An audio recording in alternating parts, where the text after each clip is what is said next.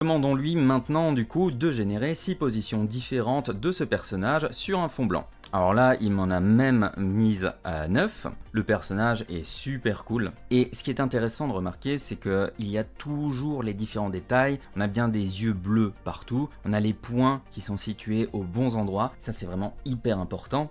Donc je vais lui dire, bon, super travail, et maintenant je veux que la mascotte soit avec moi sur une photo. Je lui donne une photo de moi, et je lui demande de me faire marcher avec la mascotte dans la rue. Et là, le résultat, il est plutôt déjà pas mal. Alors ça mériterait quelques corrections, bien entendu. Ici, l'ombrage qui n'est pas forcément bon, et de lui donner plus de sources de mon visage, parce qu'il ne me ressemble pas totalement.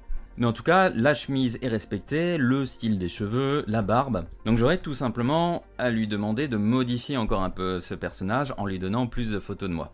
Et donc ça, c'est hyper impressionnant parce que si par exemple vous vendez des produits en ligne, vous pouvez faire des montages super facilement avec le produit ou bien avec votre mascotte, avec vous dans la réalité ou pourquoi pas dans un monde 3D. Là par exemple, je donne une image d'une guitare et une photo de moi et je lui demande de me retourner une photo de moi en train de tenir cette guitare et de jouer dans un studio d'enregistrement.